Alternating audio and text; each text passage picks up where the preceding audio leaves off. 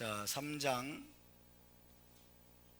18절, 19절 두 절만 읽겠습니다. 18절, 19절 두 절만 읽습니다. 시작.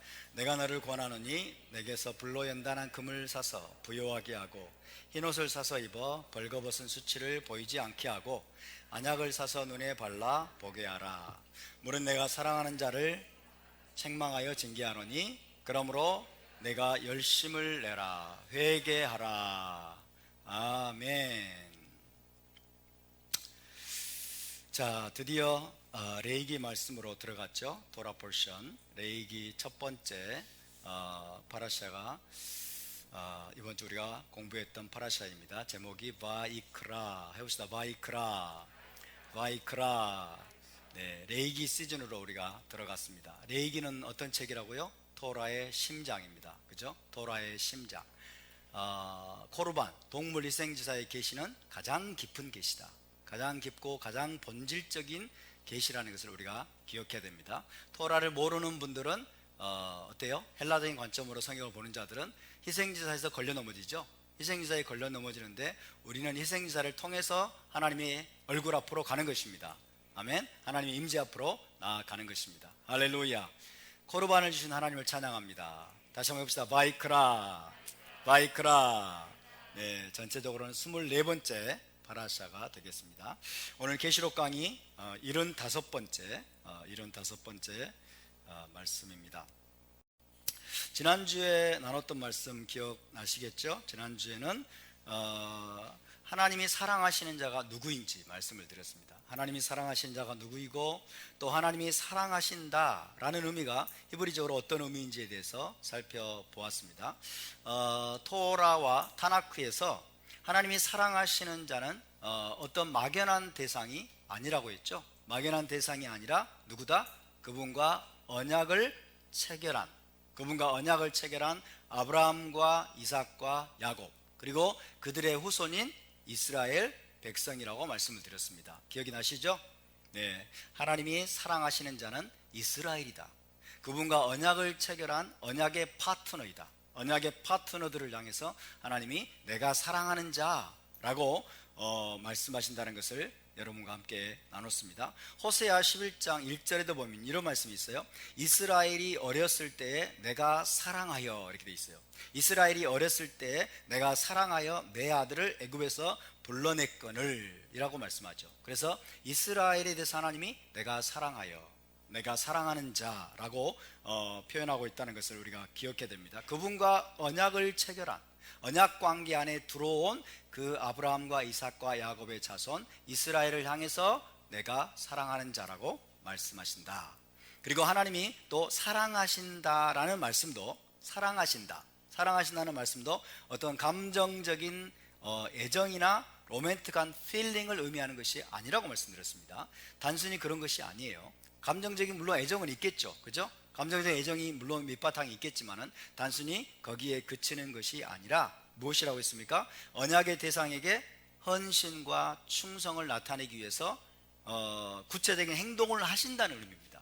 언약의 대상에게 충성하고 헌신을 나타내기 위해서 구체적인 행동을 나타내신다는 거예요. 그것이 바로 하나님이 사랑하신다라는 말씀의 의미라고 말씀을 드렸습니다. 하나님이 야곱은 사랑하시고 에서는 미워하셨다. 이 말씀을 많은 사람들이 오해하고 있습니다. 하나님이 참 사람을 차별하는구나. 하나님이 참 사람을 차별하고 에서는 정말 억울하구나. 이렇게 생각할 수 있죠. 전혀 그런 의미가 아니라고 말씀을 드렸습니다. 언약과 관련해서 하신 말씀이에요. 언약과 관련해서 언약을 체결한 야곱에게는 언약의 충성하고 언약에 헌신하신 하나님이 거기에 합당한 언약적인 은혜를 베풀고 언약적인 사랑을 베풀었다는 뜻이고, 에서는 뭐예요? 언약 관계가 아니에요. 에서가 언약을 발로 찼습니다. 그죠? 언약의 야곱을 발로 찼고 거기서 끝나는 게 아니고 에서는 또 뭘 했어요? 야곱을 미워했죠. 야곱을 미워하고 증오해서 이스라엘 나라를 계속해서 파괴하려고 했어요. 그래서 하나님이 언약적인 그 충성함으로 에서와 에돔에게 저주를, 분노를 쏟아부으신 것입니다. 그것이 에서를 미워하셨다라는 말씀의 의미라고 말씀을 드렸습니다. 이해하시면 아멘. 할렐루야. 하나님은 지금도 그의 언약 백성 이스라엘을 사랑하셔서 그 언약을 신실하게 이행하시고 이스라엘에게 사랑과 은혜를 베풀고 계심을 믿으시기 바랍니다. 저와 여러분을 이스라엘 안으로 불러주신 하나님을 찬양합니다. 우리를 이스라엘의 젖붙임 받게 하신 주님을 찬양합니다. 답시다. 우리도 이제 이스라엘입니다. 할렐루야. 네, 우리도 이스라엘 안에 지금 들어와 있습니다. 그래서 저와 여러분 또한 하나님이 사랑하시는 자임을 믿으시기 바랍니다. 자, 이 정도 하고 19절을 다시 한번 읽어보겠습니다. 19절, 3장 19절을 다시 한번 읽습니다. 19절 시작. 무릇 내가 사랑하는 자를 책망하여 징계하노니 그러므로 내가 열심을 내라 회개하라. 이렇게 돼 있죠. 무릇 내가 사랑하는 자를 책망하여 징계하노니 그러므로 내가 열심을 내라 회개하라. 자, 언약의 대상에 대한 충성과 헌신, 언약의 대상에 대한 충성과 헌신으로 하나님이 행하시는 어떤 하나님이 행하시는 행동, 이런 것이 바로 하나님의 사랑입니다. 하나님의 사랑, 그것이 하나님의 사랑이라고 말씀을 드렸는데, 그와 같은 하나님의 사랑에는, 자, 언약의 대상에게 나타내시는 하나님의 사랑에는 은혜와 그리고 축복과 보호하심만이 아니라 특별히 책망과 징계가 포함된다는 것을 기억해야 됩니다. 책망과 징계가 포함된다. 하나님이 이스라엘을 사랑하여 책망하시는 거예요. 이스라엘을 언약에 충실하게 언약을 이행하시기 위해서 하나님은 은혜를 베푸시고 돌보시고 지키시고 그 다음에 인도하시고 또 토라를 가르치시고 그런 행위만을 하실 뿐만 아니라 때로는 뭐 하신다? 책망하시고 징계하신다. 할렐루야. 그것이 언약적인 사랑의 행위의 일부임을 기억해야 됩니다. 하나님의 책망과 징계도 사랑이라는 것을 기억해야 됩니다. 할렐루야. 여기서 분명히 하나님이 그렇게 말씀하고 있는 것입니다. 그래서 무릇 내가 사랑하는 자를 책망하여 징계하노니 라고 말씀하고 있는 거예요. 그래서 하나님의 이 사랑이라고 하는 패키지 안에는, 하나님의 사랑이라고 하는 패키지 안에는 무엇도 포함되어 있다? 징계와 책망과 채찍질도 포함이 되어 있다. 이것을 우리가 절대로 잊어서는 안 되겠습니다. 오늘날 여러분, 오도된 사랑, 인본주의적인 사랑은 어떤 책망이나 징계도 자녀들에게 해서는 안 된다 라고까지 이야기합니다. 지금 너무 심각하죠? 아이들에게 채찍질을 하거나 아이들을 꾸짖거나 그 다음에 야단을 치거나 책망을 하거나 이러면요, 뭐라고 가르쳐요? 전교조 나쁜 교사들이?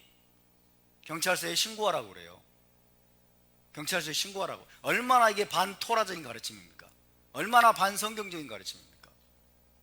그런 게 아니에요, 여러분. 책망은 사랑의 한 표현임을 믿으시기 바랍니다. 책망이 있어야 여러분 바르게 아이가 자라는 것입니다. 책망이 있어야 행위가 고쳐지는 것입니다. 그 책망은 가혹해야 돼요. 때로는 굉장히 가혹해야 돼요.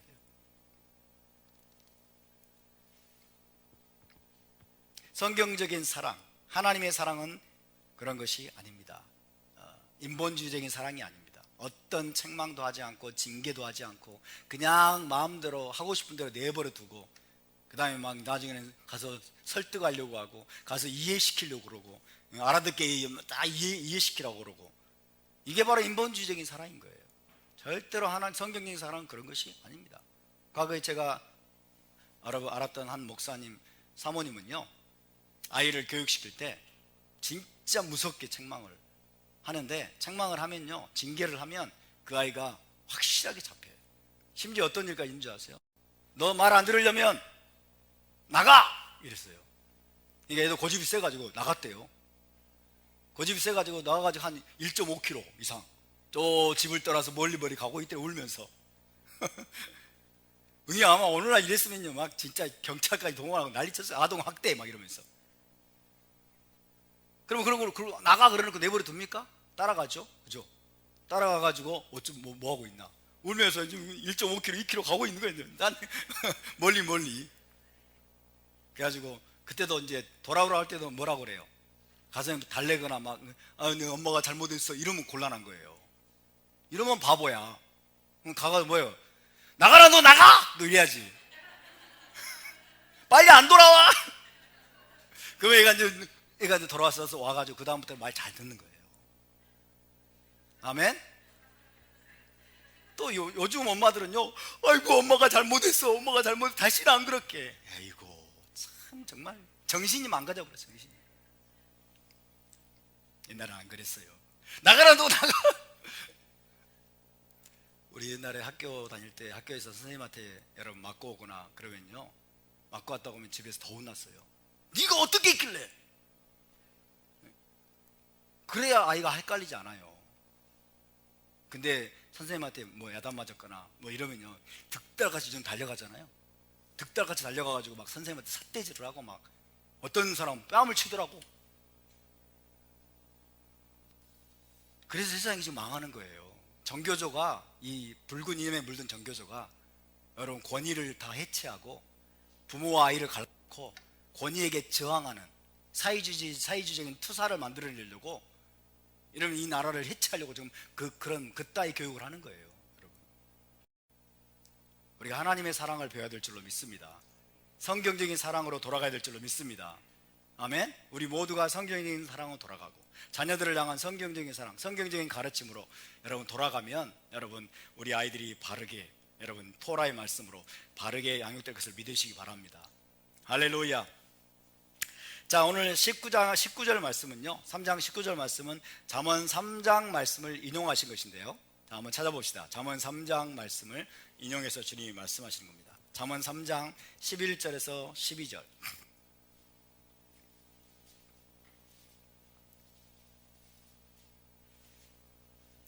왜 우리가 자꾸 토라, 타나크를 찾습니까? 자, 신약에 나오는 많은 용어들이 있어요. 많은 용어들이 있는데, 이 용어들의 올바른 정의, 올바른 의미가 어디에 있다? 타나크에 있다. 아멘. 그래서 신약에 나오는 단어들에 대한 용어 사전이에요. 용어 사전. 히브리적인 용어 사전이 바로 토라와 타나크입니다. 아멘. 그러니까 수없이 많은 용어들이 나와요. 오늘 보니까 징계란 말이 나오죠. 징계란 말이 나와. 그럼 징계라는 말을 우리는 그냥 아이들 몇 때리는 정도만 생각하거든요. 아이들 몇 때리는, 그것도 물론 맞습니다. 그러나 성경적으로, 히브리적으로 그 의미를 우리가 바로 알려면 그 용어가 토라에서, 타나크에서 어디에 어떻게 나오고 있는지, 그죠? 그래서 그 의미를 우리가 타나크에서 그 정의를 우리가 배워야 되는 거예요. 그래서 타나크는 신약 성경에 나오는 모든 대부분의 용어들의 뭐다? 용어 사전이다. 그래서 이것을 우리가 히브리적으로 바르게 이해해야 이 용어들을 제대로 정확하게 정의할 수 있고 깨달을 수가 있다 라는 것을 기억해 하시기 바랍니다. 자, 잠언 3장 11절 12절을 함께 읽습니다. 시작. 내 아들아, 여호와의 징계를 경히 여기지 말라.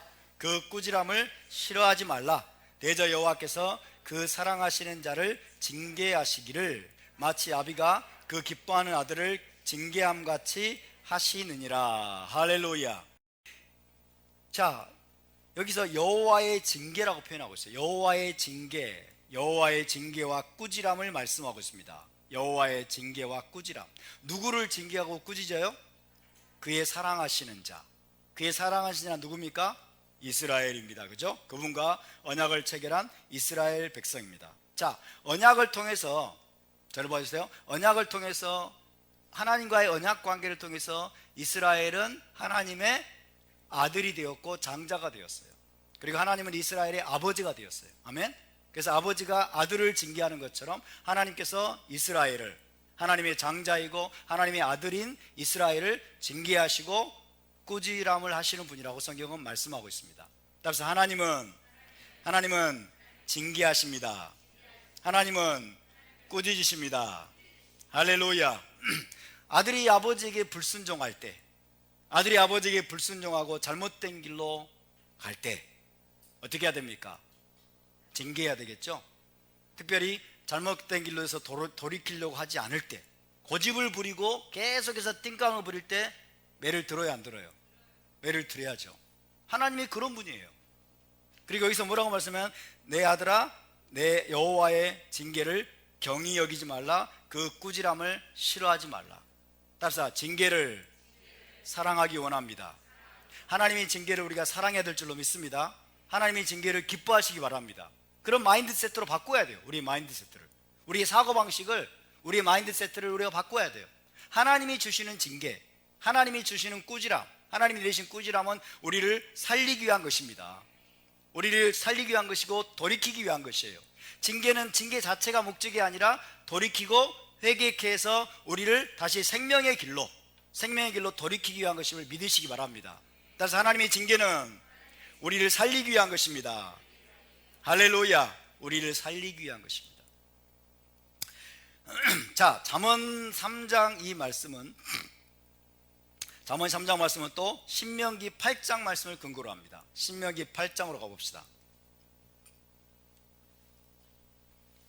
신명기 8장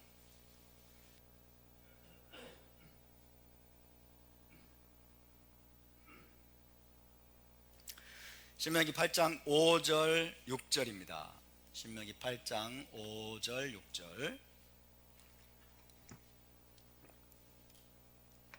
시작. 너는 사람이 그 아들을 징계함 같이 내 하나님 여호와께서 너를 징계하시는 줄 마음에 생각하고 내 하나님 여호와의 명령을 지켜 그의 길을 따라가며 그를 경외할지니라. 이것이 징계의 목적이죠. 징계의 목적이 뭐예요? 내 하나님 여호와의 명령을 지켜 그의 길을 따라가며 그를 경외하도록 하기 위해서 징계하시는 것입니다. 근데 사람이 그 아들을 징계함 같이 내 하나님 여호와께서 너를 징계하신다라고 말씀하고 있어요. 다시 말씀드리면 이스라엘은 하나님의 아들입니다. 아멘. 따라서 우리는 하나님의 아들입니다. 옆에 분에게 당신도 하나님의 아들입니다. 아멘. 성별에 관계없이 우리는 영적으로 다 하나님의 아들이에요. 할렐루야. 왜? 우리 모두가 이스라엘이기 때문에. 자, 아들을 징계하는 것 같이 하나님이 이스라엘을 징계하신다라고 말씀하고 있습니다. 여호와께서 너를 징계하신 줄 마음에 생각하고 어떻게 하라는 거예요? 돌이키라는 거죠. 징계를 받을 때 빨리 돌이키라는 거예요. 빨리 돌이켜서 뭐 하라는 거예요? 내 하나님 여호와의 명령을 지키는 삶으로, 그의 길을 따라가는 삶으로, 하나님을 다시 경외하는 삶으로 빨리 돌이키라는 것입니다. 아멘. 자, 그래서 우리는 하나님의 징계를 하나님의 사랑으로 여기고, 언약 백성이 된 하나님의 사랑으로 여기고 어떻게 해야 돼요? 징계를 달게 받으려는 자세를 가져야 됩니다. 징계를 우리가 기쁘게 달게 받으려는 자세를 가져야 됩니다. 여러분 자녀를 징계할 때 자녀가 달게 징계를 안 받고 더 막 마음이 꼬이고 삐딱하게 나오면 어때요? 더 세게 징계하죠? 더 세게. 그렇죠? 타게 정말 순종하는 마음으로 달게 받으려고 하면 징계가 가벼워져요. 근데 삐딱한 마음으로 막 이제 나가면은 어때요? 더 세집니다, 징계가. 예? 나가라고 너 나가 그러면서. 자, 타나크의 이런 말씀들을 기초로 해가지고 히브리서 12장도 징계에 관해 언급하고 있어요. 이제 브리타다스로 가봅시다. 히브리서 12장 5절부터 보겠습니다. 히브리서 12장 5절부터 11절. 오늘은 하나님의 징계에 대해서 공부하겠습니다.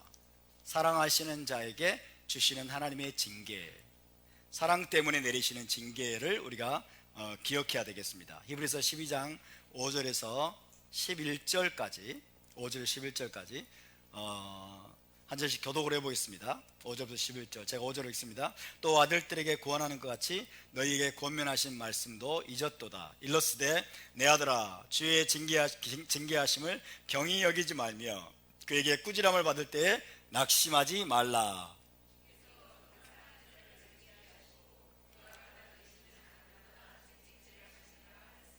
너희가 참음은 징계를 받기 위함이라. 하나님이 아들과 같이 너희를 대우하시나니 어찌 아버지가 징계하지 않는 아들이 있으리요.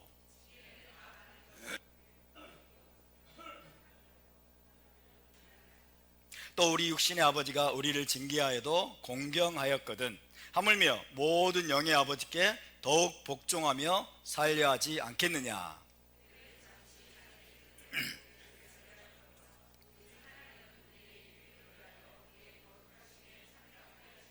다 같이 무릇 징계가 당시에는 즐거워 보이지 않고 슬퍼 보이나 후에 그로 말미암아 연단 받은 자들은 의와 평강의 열매를 맺느니라. 할렐루야.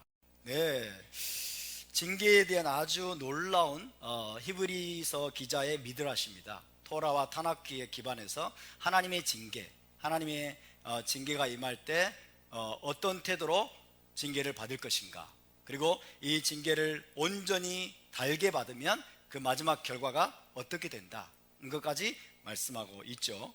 자, 몇 절 안 되는데요, 이 7구절, 짧은 7구절 속에 징계, 꾸지람, 채찍질 이란 단어를 다 합쳐서 무려 10번이나 나오고 있어요. 10번, 그죠? 징계, 꾸지람, 채찍질 계속해서 말씀하고 있습니다. 다시 말하면 우리 하나님은 어떤 분이시다? 징계하시는 분이시다. 하나님은 사랑하는 아들을 징계하시고 꾸짖으시고 채찍질하는 분임을 기억하시기 바랍니다. 아멘. 그래서 하나님 아버지가 믿는 자들을 징계하시고 채찍질하신다는 사실을 인정하고 겸허히 받으려는 자세를 가져야 됩니다.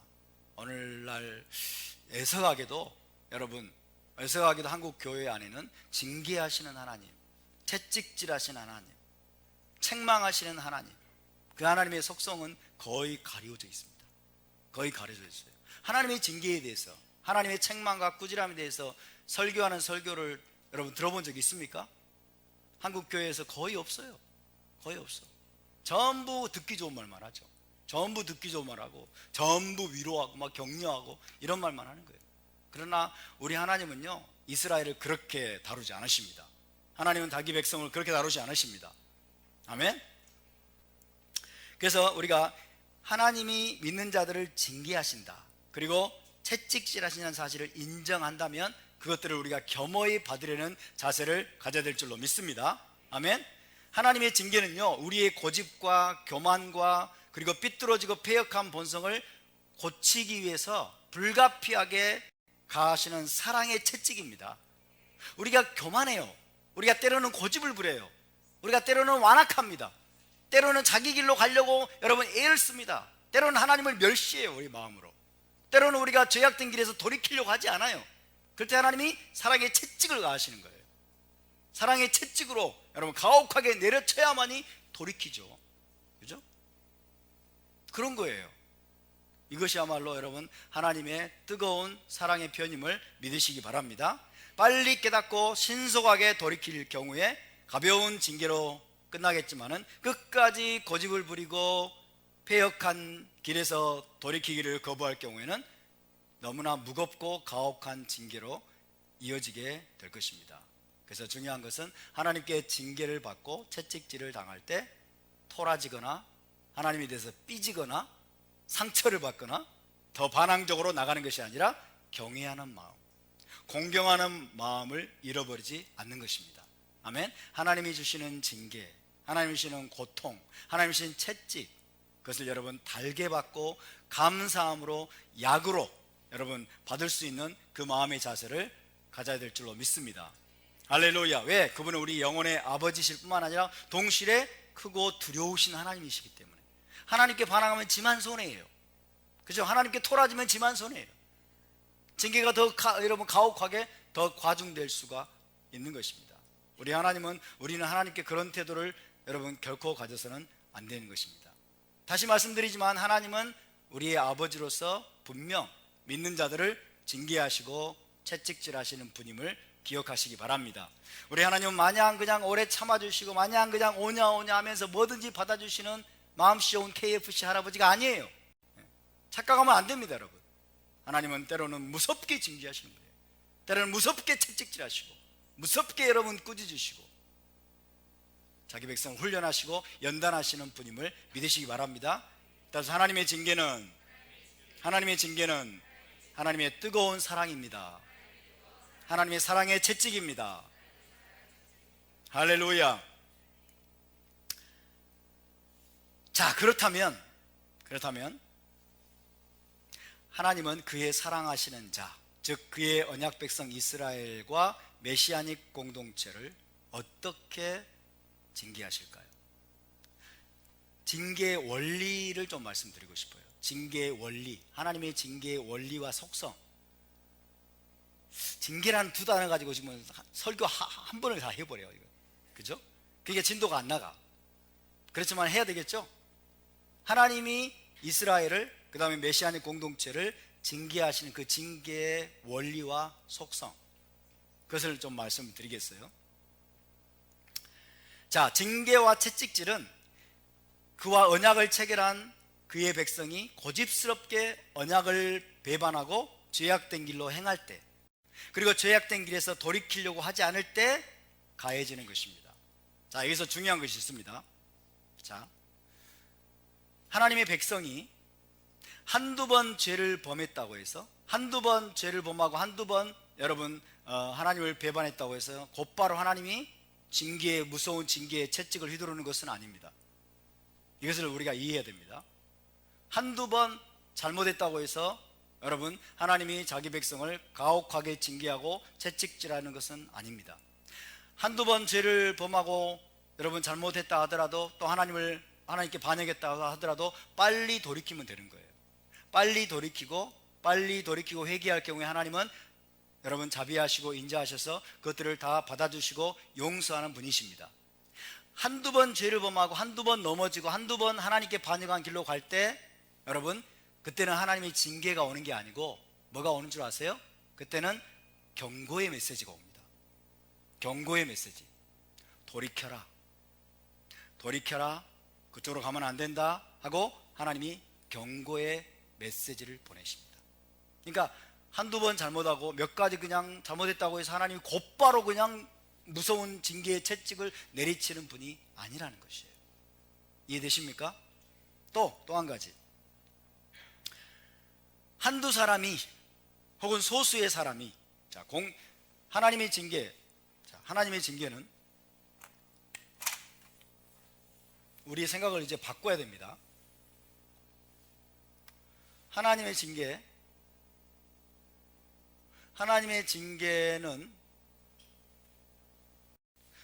징계는 여러분 기본적으로 공동체적이에요.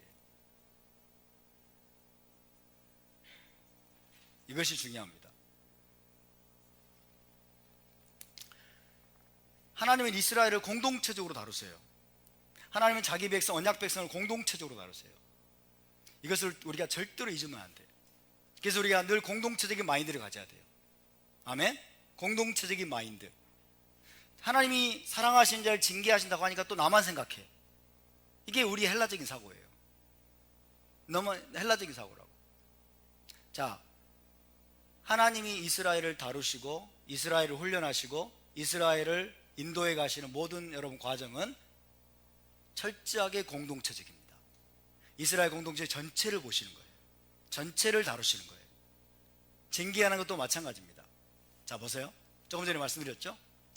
이 전제를 두시고 한두 가지 범죄, 한두 가지 여러분 죄로 인해서 하나님이 곧바로 징계의 채찍을 내리치는 것이 아니다.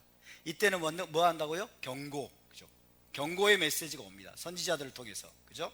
선지자들을 통해서, 또 리더들을 통해서, 하나님의 사람들을 통해서 하나님께서 경고하십니다. 돌이켜라, 돌아서라, 그 길로 가면 죽는다, 그 길로 가면 하나님의 무서운 징계의 채찍이 있을 것이다라고 반복해서 경고하십니다. 그래서 한두 가지 여러분 적은 죄 때문에 하나님은 곧바로 징계하시고 채찍질하시는 분은 아니다. 두 번째, 한두 사람 혹은 소수라고 하죠. 소수의 사람이 범죄하고 반역했다고 해서 징계가 오는 것은 아닙니다. 이것도 중요합니다. 이스라엘 공동체 안에서, 제자 공동체 안에서 소수의 무리가 반역을 하고 소수의 무리가 넘어지고 범죄했다고 해서 여러분 하나님의 무서운 징계가 임하는 것은 아닙니다. 이때도 뭐가 오고 있어요? 경고가 오겠죠? 경고의 메시지를 하나님이 보내십니다. 돌이켜라. 너희 범죄한 길로 가고 있는 너희 소수요, 그죠? 너희 소수의 무리요, 돌이켜라. 돌이켜라는 거. 그럼 뭡니까? 잘 보세요. 그럼 뭡니까?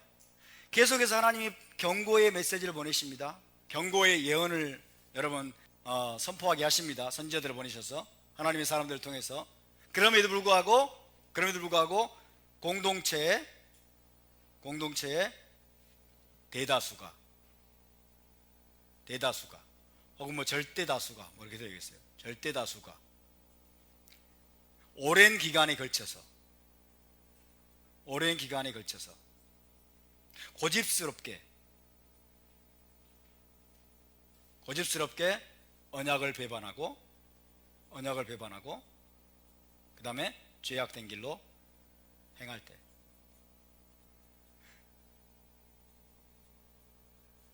때, 이때 하나님의 징계가 시작됩니다. 하나님의 징계가 옵니다. 하나님의 징계와 채찍질이 옵니다. 여러분이 생각했던 징계와는 차원이 다를 겁니다.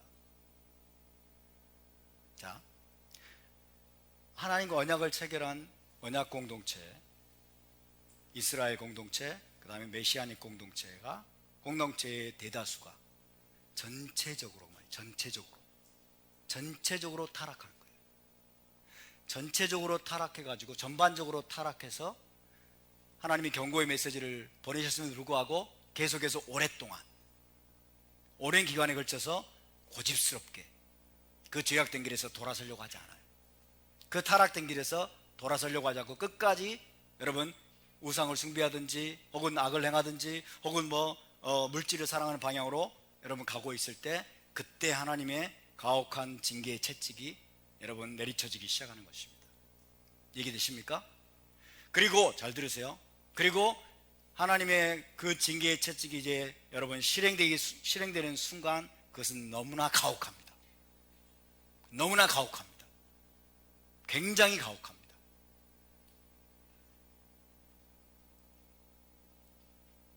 이것이 이스라엘의 역사예요. 하나님이 경고하실 때 하나님이 때로는요 수십 년 혹은 100년 넘게 경고만 하실 때가 있어요. 그 정도로 하나님은 오래 참으십니다. 오래 참고 기다리십니다. 그냥 하나님은 기분 내키는 대로 막 징계하는 그런 분이 아니에요. 기분 내키는 대로 조금 잘못했다고 막 징계를 막 남발하는 그런 분이 아니에요. 징계를 남발하면 징계가 효과가 없어요. 느끼시죠? 징계를 남발하면 징계가 효과 없어요. 그냥 버텨버린다니까요. 우리 중고등학교 때요 맨날 매 맞는 애 있거든요. 선생님한테 옛날에 매 많이 맞았어요. 맨날 매 맞는 애 버텨버려. 그냥 이렇게 버텨버려. 맨날 매 맞는 애는 버텨버린다. 또 맞네 또 맞아. 그리고 버텨요. 그러니까 하나님은 징계를 남발하는 분이 아니에요. 때로는 수십 년 혹은 100년이 넘도록 하나님은 계속해서 경고의 메시지만 여러분 계속해서 바라시면서 참으십니다. 기다리십니다. 스스로 돌이키고 스스로 깨닫고 돌아오기를 기다리세요. 근데 여러분 잘 들으세요. 잘못된 길로 가고 악한 길로 가고 죄악된 길로 가서 인간이 여러분 이러다가 죽겠구나, 이러다가 큰일 나겠구나 스스로 깨닫고 돌아오면 얼마나 좋습니까? 우리 인간의 타락한 속성은요 진짜 가혹하게 두들겨 맞고 여러분 눈물 콧물 다 흘리고 모두 가진 거 다 잃어버린 후에야 비로소 통의 눈물을 흘리면서 돌이키는 속성을 가지고 있는 것 같아요. 그때까지는 못 깨달아요.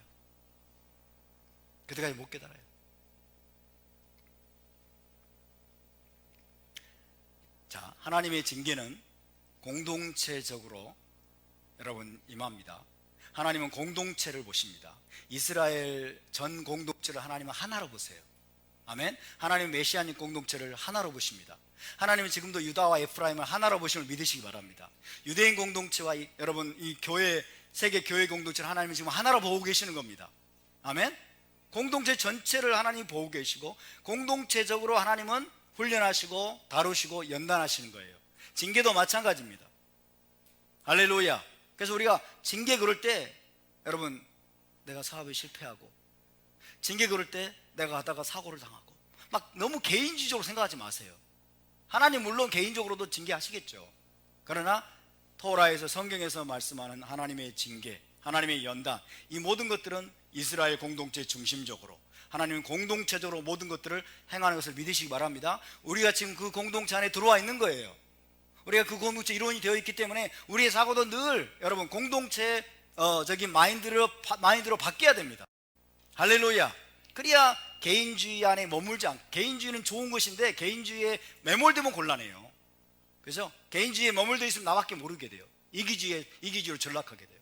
그래서 나 자신부터 출발해가지고 우리가 제자 공동체 전체를 생각하고, 한국교회 전체를 생각하고, 세계교회를 생각하고, 전 세계 유대인 공동체까지 우리가 생각하면서 여러분 기도하고 생각하면서 우리가 나아가야 될 줄로 믿습니다. 우리 사고는 늘 공동체적인 마인드로 바뀌어 나가야 됩니다. 할렐루야. 공동체적인 마인드로 바뀌어 나가야 됩니다. 자, 한두 가지 죄를 범했다고 해서가 아닙니다. 한두 사람이, 소수의 사람이 범죄하고 반역했다고도 아닙니다. 그때는 하나님은 경고의 메시지를 보내십니다. 계속해서 빨간 신호등을 켜십니다. 옐로우 카드죠. 그죠? 옐로우 카드를 계속해서 선지자들 통해서 내미시죠. 돌이켜라, 돌이켜라, 회개하라, 회개하라. 그래도 안 듣고 마침내 이제 공동체에 속한 사람들 대부분이 타락하는 경우가 있어요. 지금 대한민국 꼭 그런 상황 아닙니까? 그죠? 공동체 전체가 지금 타락한 것 같아. 대한민국의 나라 전체가 타락한 것 같아. 전 세계가 사실은 타락한 것 같아요. 너무너무 타락해가지고 어둠이 너무 깊어요. 공동체에 속한 사람이 절대 다수가, 그리고 오랜 기간에 걸쳐서 고집스럽게 이 망하는 길로 가, 고집스럽게 죄악된 길로 가고, 고집스럽게 하나님께 반역하는 방향으로 가. 그럴 때 하나님은 마침내 여러분 징계의 채찍을 드시는데 그 징계가 너무나 가혹하다는 거예요. 그래서 각오해야 돼요. 징계가 오면 각오해야 돼요. 자, 징계의 원리를 이제 이해하셨죠? 이제 징계의 종류를 말씀드리겠습니다. 자, 하나님이 드디어 이제 마침내 당신의 사랑하시는 자, 그의 사랑하시는 언약 공동체를 징계하시기로 작정하시고 하나님의 징계가 임할 때 하나님은 크게 세 가지로 징계하십니다. 세 가지. 첫 번째는 칼, 두 번째는 기근, 두 번째는 전염병입니다. 칼과 기근과 전염병이에요. 칼과 기근과 전염병. 칼은 헤레브라고 하죠. 헤레브. 기근은 라아브. 전염병은 데베르.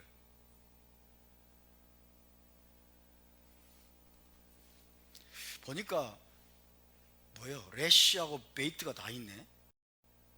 헤레브, 레시하고 베이트. 라아브, 레시하고 베이트. 데베르, 레시하고 베이트. 그죠? 뭔가 있는 것 같아요. 한번 연구 한번 해보세요. 용빈이 연구해가지고 다음 주에 발표하도록. 칼과 기근과 전염병. 칼은 뭡니까? 전쟁입니다. 전쟁입니다. 대적이 쳐들어와가지고, 여러분, 대적이 쳐들어와가지고 대적에게 쫓기든지 계속해서 쫓기고, 그 과정에서 수많은 사람들이 학살을 당하고, 그리고 나라를 뺏기는, 포로로 끌려가는 이런 비극적인 사건이 일어납니다. 칼. 두 번째가 기근이에요. 기근은 무서운 거죠. 기근은 극심한 가뭄이 계속되거나, 그죠? 극심한 가뭄이나 자연재해 다 포함하는 거예요. 자연재해를 포함해가지고 이제 극도의 식량난이 생겨요. 극도의 식량난이 생겨서 수많은 사람들이 굶어 죽는 거예요. 수많은 사람이 굶어 죽는 거예요. 아프리카에 그런 나라들이 많습니다. 북한도 지금 여러분 굶어 죽는 사람이 어마어마하게 많아요. 지금 저주와 징계 가운데 있는 거예요. 전염병은 말 그대로 돌림병이죠. 돌림병. 그죠? 돌림병. 돌림병이 광범위하게 유포되는 거예요. 원인을 알 수 없는 돌림병이 광범위하게 유포되어서 또 수만 명이 죽는 거예요. 수만 명, 수십만 명이 죽임을 당하는. 이거는요, 징계는 그냥 아이에게 채찍 하나 때리는 것 이 수준이 아니에요. 채찍이라고 표현했지만은 하나님의 징계, 하나님의 채찍은요, 여러분 너무나 가혹합니다. 너무나 고통스럽습니다. 우리 주변에서 수십만 명이, 수백만 명이 죽는 것을 우리가 볼 수도 있어요. 전쟁이 일어나가지고 또 수많은 사람들이 여러분 학살당하고 일거에 그냥 다 사라져버리는 그런 비극적인 사건을 볼 수도 있어요. 칼과 기근과 전염병이 대표적입니다. 대표적으로 칼과 기근과 전염병으로 하나님은 이스라엘을, 자기 백성을 징계하신다. 근데 이게 사랑이다. 이게 하나님의 사랑이라는 거예요. 자, 대표적으로 먼저 예를 들어보겠습니다. 다윗이 여러분 전쟁 시도 아닌데 인구조사를 요압에게 명령을 했어요. 인구조사는 대부분 전쟁 시 하는 겁니다. 근데 평안할 때 다윗이 자기의 세력을 과시하기 위해서 인구조사를 명령했을 때 하나님이 진노하셨어요. 하나님이 진노하셨을 때 여러분 이제 하나님이 선지자 갓을 보냅니다. 선지자 갓을 보내서 하나님이 진노하셨는데 하나님의 징계를 셋 중에서 고르시오. 당신이. 그렇게 말씀하죠. 찾아봅시다. 사무엘하입니다. 사무엘하 24장 13절에서 15절.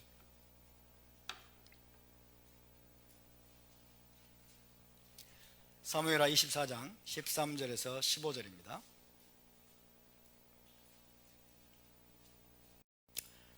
24장 13절에서 15절 함께 읽습니다. 시작. 갓이 다윗에게 이르러 아뢰어 이르되 왕의 땅에 7년 기근이 있을 것이니까 혹은 왕의 원수에게 쫓겨 석 달 동안 그들 앞에서 도망하실 것이니까 혹은 왕의 땅에 사흘 동안 전염병이 있을 것이니까 왕은 생각하여 보고 나를 보내신 이에게 무엇을 대답하게 하소서 하는지라. 다윗이 갓에게 이르되 내가 고통 중에 있도다. 청하건대 여호와께서는 긍휼이 크시니 우리가 여호와의 손에 빠지고 내가 사람의 손에 빠지지 아니하기를 원하노라 하는지라. 이에 여호와께서 그 아침부터 정하신 때까지 전염병을 이스라엘에게 내리시니 단에서부터 브엘세바까지 백성의 죽은 자가 7만 명이라. 7만 명이라 그랬어요. 첫째, 7년 동안의 기근을 겪을 것이냐? 두 번째, 전쟁을 당해서 대적에게 석 달을 쫓길 것이냐? 세 번째, 사흘 동안 전염병을 겪을 것이냐? 이거 하나님의 징계인데, 다윗 왕 당신이 인구조사를 하는 것은 이것은 하나님의 진노를 살 만한 여러분 큰 범죄인데 셋 중에서 하나 고르시오. 하나님 용서해 주세요. 그런 문제가 아니었어요. 자, 여러분이 다윗이라면 셋 중에 어떤 걸 고르시겠습니까? 7년 동안 기근을 겪는 것을 선택하시겠습니까? 아니면 전쟁을 당해서 대적에게 석 달을 쫓겨다니는 그거를 선택하시겠습니까? 사흘 동안 전염병을 겪는 걸 선택하시겠습니까? 대량 난감. 세 가지 다 너무 가혹해요. 너무 가혹해요. 7년 동안 기근을 겪는다. 얼마나 많은 사람이 굶어 죽겠습니까? 얼마나 많은 사람이 굶어 죽겠어요. 대적에게 석 달 동안을 쫓겨다닌다. 석 달 맞습니까? 대적의 전쟁이 바벨론이 예를 들면 주변의 나라가 쳐들어와가지고 석 달 동안 다윗왕이 쫓겨 자기 목숨만 겨우 부지하고 신하들이나 백성들은 엄청나게 많이 또 살육당하겠죠? 그것이냐? 아니면은 사흘 동안 전염병을 겪을 것이냐? 이 전염병을 선택했습니다. 다윗은 어차피 징계를 받을 바에는 짧게 받는 게 낫겠죠. 굵고 짧게. 그래서 그 선택에 대해 몇 명이 죽었어요? 7만 명이 죽었어요. 7만 명이 죽었어요. 지도자 한 사람의 잘못 때문에 여러분 무고한 백성이 7만 명이나 죽임을 당하는 가혹한 징계가 이스라엘 공동체에 내려졌어요. 이게 지도자들의 책임이 크다는 얘기입니다. 다윗은 이것이 너무 가슴 아팠던 거예요. 잘못은 자기가 저질렀는데 자기 한 사람의 잘못 때문에 백성이 7만 명이나 죽는 것이 너무나 고통스럽고 너무나 가슴 아파서 처절하게 다윗은 회개했습니다. 하나님은 그 징계가 반드시 필요했기 때문에 여러분 다윗에게 내리신 것을 믿습니다. 아멘.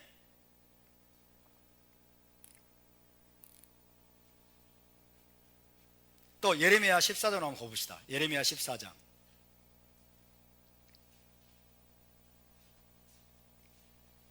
자, 여기서 중요한 포인트를 하나 말씀드리겠는데요.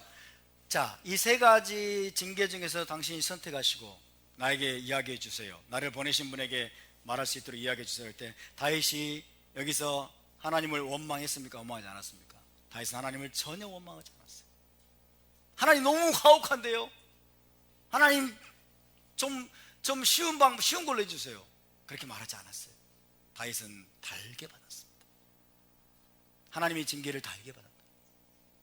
원망하지 않았다. 예레미야 14장 12절입니다. 예레미야 14장 12절 시작. 그들이 금식할지라도 내가 그 부르짖음을 듣지 아니하겠고 번제와 소제를 드릴지라도 내가 그것을 받지 아니할 뿐 아니라 칼과 기근과 전염병으로 내가 그들을 멸하리라. 칼과 기근과 전염병으로 그들을 멸하리라. 유다 백성이요, 이제는 금식에도 하나님이 듣지 않겠다고 말씀합니다. 금식하고 회개하는 채 하더라도 너무 늦었다는 거예요. 이런 때가 있어요. 정말 무섭습니다, 여러분. 하나님의 징계를 실제로 내리시기로 작정하면 정말 무서운 거예요. 수만 명이 죽는 것은 기본이에요. 바벨론이 쳐들어와서 여러분 유다 백성들을 죽였는데 얼마를 죽인 줄 아세요? 100만 명 이상을 죽였어요. 100만 명 이상을 살육하고 그 다음에 성전을 다 헐어버리고 성벽을 다 무너뜨려버리고 그 다음에 또 수십만 명을 끌어갔어요. 바벨론 땅으로 끌어갔다고. 이게 하나님의 징계입니다. 너무나 가혹해요. 너무나 가혹하다고. 예레미야 애가를 읽어보면 예레미야가 여러분 이것을 달게 받아야 된다고 이야기하고 있어요. 이 우리의 죄악 때문이다. 한두 가지 죄악이 아니에요. 오랜 기간에 걸쳐서 계속해서 반역하고 고집스럽게 하나님의 토라를 어기고 우상을 숭배하고 세상과 타협하고 여러분 그러기를 거의 100년 넘게 왔던 거예요. 유다 백성이 회개할 타이밍이 지나버렸어요. 칼과 기근과 전염병으로 내가 그들을 멸하리라. 24장 봅시다. 예레미야 24장 10절. 하나님이 사랑하시는 이스라엘을 징계하시는 세 가지 대표적인 방법을 말씀하십니다. 예레미야 24장 10절. 24장 10절 시작. 내가 칼과 기근과 전염병을 그들 가운데 보내 그들이 내가 그들과 그들의 조상들에게 준 땅에서 멸절하기까지 이르게 하리라 하시니라. 또 29장으로 가봅시다. 29장 17절 18절. 29장 17절에서 18절 시작. 만군의 여호와께서 이와 같이 말씀하시되 보라 내가 칼과 기근과 전염병을 그들에게 보내어 그들에게 상하여 먹을 수 없는 몹쓸 무화과 같게 하겠고 내가 칼과 기근과 전염병으로 그들을 뒤따르게 하며 그들을 세계 여러 나라 가운데 흩어 학대를 당하게 할 것이며 내가 그들을 쫓아낸 나라들 가운데에서 저주와 경악과 조소와 수모의 대상이 되게 하리라. 너무나 가혹하지 않습니까?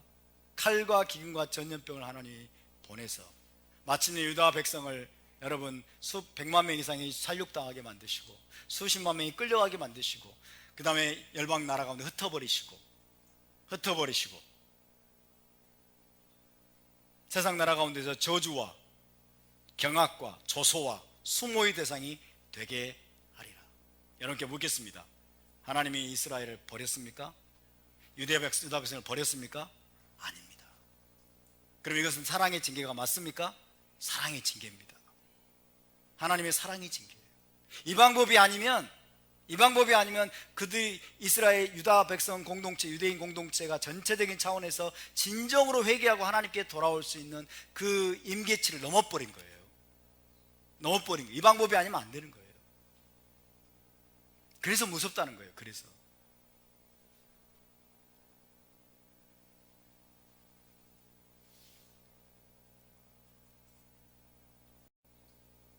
너무나 여러분 애석하게도요, 이와 같은 하나님의 가혹한 징계와 채찍이 이 마지막 때의 특성이라는 것을 요한계시록이 보여주고 있습니다. 요한계시록에 보여주고 있어요. 원수들이 이스라엘을 대적하여 전쟁을 일으켜서 수많은 생명을 학살하고, 또 엄청난 천재지변과 기근이 일어나서 헤아릴 수 없이 많은 사람들이 죽고, 원인 모를 괴질과 전염병이 발생하여 수많은 사망자가 발생하는 것이 마지막 때의 특징이다. 이게 요한계시록의 메시지죠. 요한계시록의 메시지예요. 근데 그런 징계와 채찍질은 기본적으로 하나님이 사랑하시는 자, 즉 그의 언약 공동체인 이스라엘과 교회가 거룩한 언약에서 벗어나 각종 우상을 숭배하면서 온갖 불법과 불의와 부도덕한 행위에 깊이 빠진 결과로 임하는 것입니다. 언약의 토라에서 떠난 거예요. 교회와 유대인 공동체가 언약의 토라에서 떠나서 불법을 행하고 불의를 행하고 온갖 부도덕한 행위에 빠지고, 그 다음에 각종 우상들을 숭배하면서 눈에 보이는 형태의 우상은 아니지만 물질주의, 황금만능주의, 기복주의, 성공주의에 빠진 결과, 그리고 하나님을 헌신짝처럼 버린 거죠. 하나님의 계명에 여러분 주의하면서 하나님의 계명에 순종하려고 유의하고 하나님의 계명을 묵상하면서 그 계명의 길로 달려가려고 하는 거룩한 삶을 추구하는 크리스찬들이, 믿는 자들이 과연 몇 명입니까? 이 시대에, 이 마지막 때에 과연 그런 자들이 몇 명이나 됩니까? 거의 없습니다. 다 치우쳐서 악한 길로 행하고 있는 거예요. 그래서 이 마지막 때의 가혹한 하나님의 징계가 칼과 기근과 전염병의 형태로 여러분 지상에 사는 인간들에게 쏟아 부어진다는 것이 계시록의 메시지 아닙니까?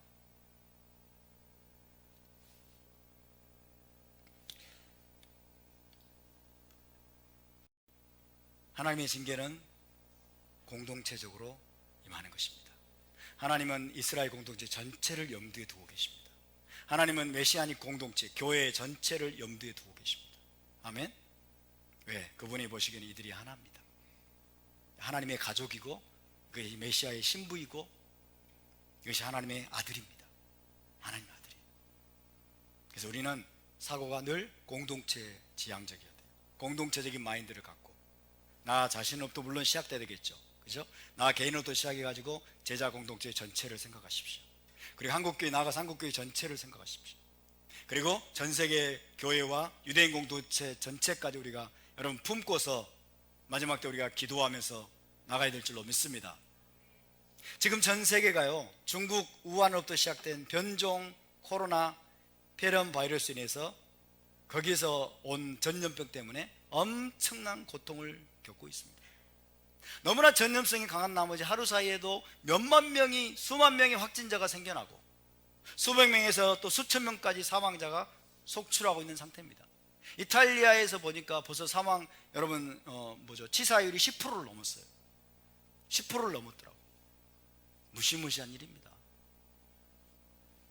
무시무시한 전염병이 국가적인 차원, 나아가서 세계적인 차원에서 지금 광범위하게 퍼지고 있다는 것 자체가 하나님의 징계이고 하나님의 심판이라는 것을 우리는 명확히 알아야 됩니다.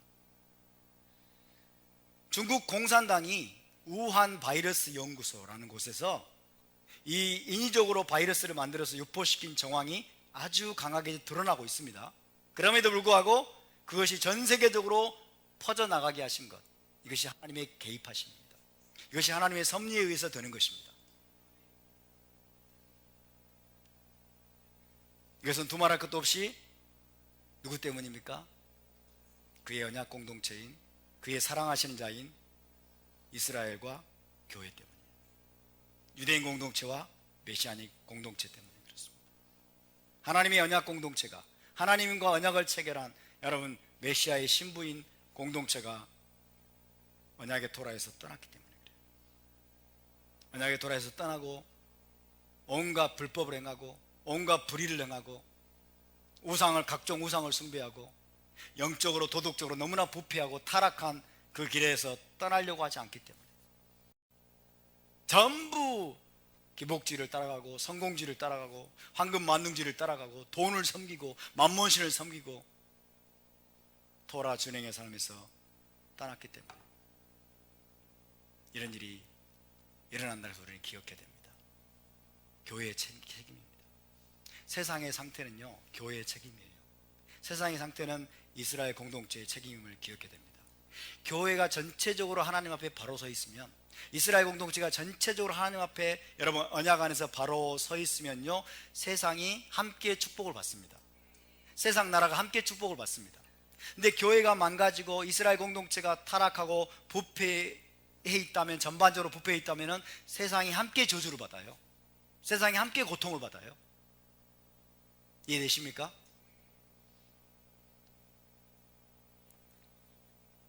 이스라엘 나라를 보세요. 지금 저 중동의 이스라엘만 해도 보세요. 동성애가 창궐하지 않습니까? 동성애자들이 천국으로 여기는 곳이 텔아비브 아닙니까? 무신론자들이 가득합니다. 이스라엘 땅에도 지금 무신론자들이 가득하고 동성애자들이 가득하고, 토라를 나는 준용한 사람이야 라고 말하는 정통파 유대인 10%도 안 돼요. 그들조차도 메시아를 거절하고 있고, 그죠? 그 길에서 떠나려고 하지 않는 거예요. 그 길에서 떠나려고 하지 않아요.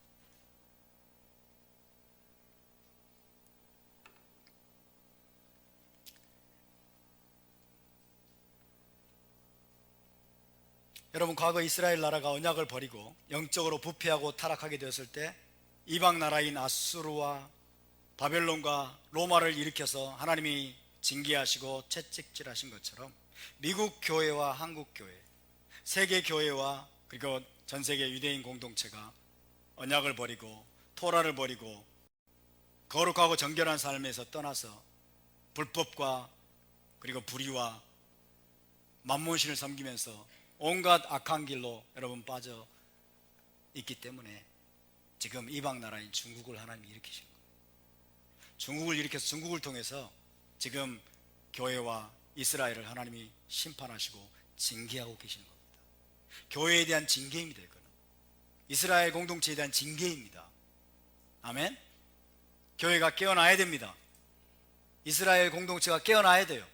유대인 공동체들이 깨어나야 됩니다. 할렐루야. 물론 세상 나라들을 향한 징계도 됩니다. 세상과 세상 나라들, 하나님을 거절하는 세상 나라들에 대해서 하나님이 지금 심판하고 계시는 거예요. 하늘에 계신 분이, 하늘에 계신 창조주를 기억하라고 지금 세상 나라들에게 하나님이 경고의 메시지를 보내고 계시는 거예요. 창조주께로 돌아오라는 거예요. 무신론적인 세상과 무신론적인 세상 나라들이 여러분, 이 마지막 때 테크놀로지를 통해서 자기들의 왕국을 이루고서 하나님을 멸시하고서 자기들이 하나님의 자리를 차지하고서 세상을 경영하려고 했는데, 지금 바이러스 사태가 일어나니까 모두가 올스톱 되지 않습니까? 모두가 올스톱 되니까 이제 고통스러워 죽으려고 그래요, 다들. 그때 깨달아낸 것이 무엇입니까? 하늘에 하나님이 계심을 너희가 알지어다. 창조주 하나님이 계심을 알지어다. 너희 인간이 아무것도 아님을 깨달을지어다. 인간이 아무것도 아니에요. 인간의 테크놀로지가 아무것도 아닙니다. 우리가 지금까지 많이 벌었던 돈이, 여러분, 물가가 치솟고 환율이 치솟고 부동산이 폭락하고 이러면요, 종이 조각이 돼버립니다. 아무것도 아닙니다. 여러분, 온 세상을 향해서 하나님이 지금 그 메시지를 보내고 있어요. 너희가 살아계신 하나님께로 돌아오라. 이방 나라들에게, 세상 나라들에게는 살아계신 하나님께로 돌아올 때다라고 하나님이 말씀하고 계신다고 믿습니다. 그리고 교회와 이스라엘 공동체에게는 죄를 회개하고 언약의 토라로 돌아오라고 하나님이 말씀하고 있는 줄 믿습니다. 징계는 징계 자체가 목적이 아니라 뭐예요? 회개하고 돌이키게 하기 위한 하나님의 뜻인 줄 믿습니다. 회개하고 돌아오도록 하기 위해서 하나님이 지금 가혹한 징계의 채찍을 지금 들고 계신다고 믿습니다. 깨어나야 됩니다. 교회들이 깨어나고 이스라엘이 깨어나고 유대인 공동체들이 깨어나야 됩니다. 언약의 토라로 돌아오고, 그죠? 자기의 삶 속에서 불법을 버리고 불의를 버리고 모든 부패와 타락을 끊어버리고 정직하고 진실하고 의롭고 정의를 행하고 공의를 행하고 이웃에게 악을 행하지 않는, 여러분, 정말 영적으로 깨끗하고 거룩한, 그리고 도덕적인 높은 수준의 영성과 도덕적인 삶으로 교회가 돌아와야 될 줄로 믿습니다. 전반적으로 돌아와야 됩니다. 한두 사람이 돌아가는 것은 안 됩니다. 여러분, 전반적으로 돌아와야 돼요.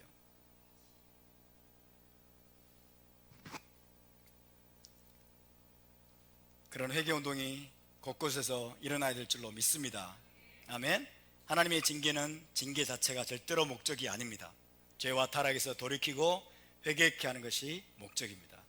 그래서 주님은 이어서 라오디게아 교회에 뭐라고 말씀하세요? 그러므로 내가 열심을 내라, 회개하라, 이렇게 말씀하는 거죠. 다시 한번 19절을 보시면 무릇 내가 사랑하는 자를 책망하여 징계하노니, 이 징계라는 단어가 참 무서운 단어인 거예요. 그래서 결코 쉬운 단어가 아니에요. 징계하노니, 그러므로 내가 열심을 내라, 회개하라. 결국 하나님을 향한 열심을 다시 회복하고 그 다음에 다시 회개하여서 하나님의 언약의 토라를 준행하는 삶으로 돌아오기를 원하시는 우리 주님의 갈망을 우리가 배워야 될 줄로 믿습니다. 자, 오늘은 여기까지 하고 다음 주에 계속해서 또 말씀을 나누겠습니다. 함께 일어나서 기도합시다. 사랑하는 자를 책망하여 징계하노니, 그렇습니다. 하나님은 사랑하는 자를 책망하시고 징계하십니다. 하나님은 사랑하신 자를 꾸짖으시고 그 사랑의 표현으로서 때로는 징계하기도 하십니다. 내 아들아, 여호와의 징계를 경히 여기지 말라, 그 꾸지람을 싫어하지 말라. 대저 여호와께서 그 사랑하시는 자를 징계하시기를 마치 아비가 그 기뻐하는 아들을 징계함같이 하시느니라. 너는 사람이 그 아들을 징계함같이 내 하나님 여호와께서 너를 징계하시는 줄 마음에 생각하고 내 하나님 여호와의 명령을 지켜 그의 길을 따라가며 그를 경외할지니라. 내 아들아, 주의 징계하심을 경히 여기지 말며 그에게 꾸지람을 받을 때에 낙심하지 말라. 주께서 그 사랑하시는 자를 징계하시고 그가 받아들이시는 아들마다 채찍질하심이라 하였으니 너희가 참음은 징계를 받기 위함이라. 하나님의 아들과 같이 너희를 대우하시나니 어찌 아버지가 징계하지 않는 아들이 있으리요. 징계는 다 받는 것이거늘 너에게 없으면 사생자요 친아들이 아니니라. 또 우리 육신의 아버지가 우리를 징계하여도 공경하였거든 하물며 모든 영의 아버지께 더욱 복종하며 살려 하지 않겠느냐. 그들은 잠시 자기의 뜻대로 우리를 징계하였거니와 오직 하나님은 우리의 유익을 위하여 그의 거룩하심에 참여하게 하시느니라. 무릇 징계가 당시에는 즐거워 보이지 않고 슬퍼 보이나 후에 그로 말미암아 연단받은 자들은 의와 평강의 열매를 맺느니라.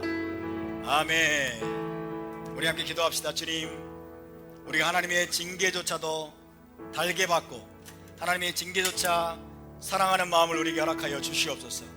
우리가 하나님께 징계를 받을 때 주님, 우리가 하나님에 대해서 쓴마음을 품지 않도록 도와주시옵시고 더욱더 하나님을 뜨겁게 사랑하고 하나님께 가까이 가는, 그리고 빠른 속도로 우리가 회개하고 돌이킬 줄 아는 지혜로운 백성 되게 하여 주시옵소서. 하나님, 전 세계에 지금 하나님의 징계가 임하고 있습니다. 우한 바이러스 사태, 주님, 교회에 대한 징계 메시지입니다. 이스라엘 공동체에 대한 하나님의 사랑의 채찍질입니다. 하나님, 빨리 깨닫기를 원합니다. 빨리 깨닫고 교회가 돌이키고 회개하기를 원합니다. 빨리 깨닫고 주님, 유대인 공동체가 회개하고 돌이키기를 원합니다. 언약으로 돌이키고 토라로 돌이키고 예수와께로 돌이키는 진정한 회개가 있도록 주님 은총을 베풀어 주시옵소서. 주님, 이 우한 바이러스 사태로 말미암아 전 세계 이방 나라들이 하나님께로 돌아오게 하여 주시옵소서. 창조주 하나님께로 돌아오게 하여 주시옵소서. 살아계신 하나님께로 돌아오게 하여 주시옵소서. 모든 교만을 버리고 모든 악을 버리고 모든 죄악을 버리고 주님, 모든 불법과 불의를 버리고 거룩함과 진실하고 정결한 삶으로 하나님 높은 수준의 도덕적인 삶으로 교회가 돌아오고 세상이 돌아오고 회개하는 놀라운 역사가 있도록 은총을 베풀어 주시옵소서. 다같이 함께 통성으로 기도하겠습니다. 거룩하신 아버지, 감사합니다. 주님, 당신의 징계가 임하기까지 우리가 기다리는 것이 아니라 하나님의 징계가 내려지기 전에 우리가 빨리빨리 돌이키고 빨리빨리 회개할 줄 아는 지혜자들이 다 되게 하여 주시옵소서. 아버지, 긍휼을 베풀어 주시옵소서. 주님, 불쌍히 여겨 주시옵소서. 주님, 전세계 교회, 한국교회와 미국교회, 전세계 교회와 전세계 유대인 공동체, 이스라엘 공동체를 하나로 보시는 주님, 이스라엘 공동체를 하나로 보시는 주님, 주님, 가운데서, 하나님의 채찍질 가운데서 빨리빨리 돌이키고 빨리빨리 회개하고 진정한 회개운동이 일어나게 도와주시길 원합니다.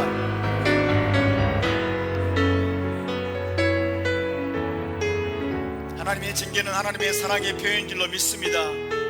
자기 백성을 징계하시는 것은 주님 사랑하는 아버지가 아들을 징계하는 것 같이, 아들을 채찍질하는 것 같이 채찍질하고 징계하시는 그 하나님이여, 진노 중에라도 은혜를 베풀어 주시옵소서. 징계 중에라도 은혜를 베풀어 주시옵소서. 교회들 가운데 대각성 운동이 일어나게 도와주시옵시고, 이스라엘 공동체 가운데 회개 운동이 일어나게 도와주시옵시고, 모든 죄에서 돌이키고 모든 법을 버리고 모든 불의를 버리고 모든 악을 버리고 부패와 타락에서 돌이키고 언약의 토라에서 돌아선 것으로부터 돌이키게 도와주시고, 모든 우상을 버리게 하소서. 모든 우상을 버리게 하시고, 다시 한번 교회가, 다시 한번 기도 아버지여, 이스라엘이 거룩한 제사장 나라로 일어나게 하여 주시옵소서. 주님, 당신의 백성 이스라엘이 거룩한 제사장이 되기는커녕 세상 문화에 동화되어서 세상의 풍조를 따르고 주님, 세상의 온갖 더러운 것들을 주님 받아들이고 교회가 더럽혀졌습니다. 신부가 더럽혀졌습니다. 이스라엘이 더럽혀졌습니다.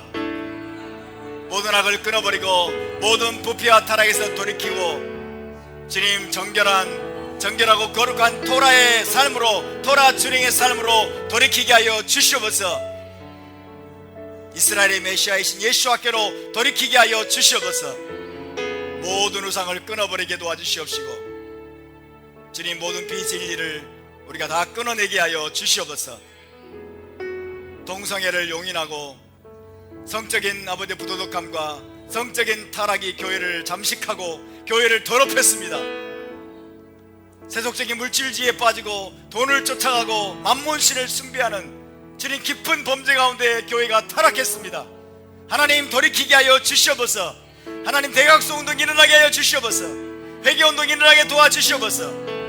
이 가혹한 심판 가운데서, 가혹한 징계 가운데서 주님, 거대한 각성이 일어나게 하여 주시옵소서.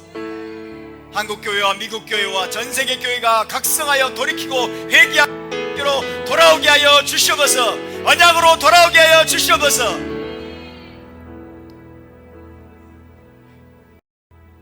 그 일을 행하실 주님을 찬양합니다.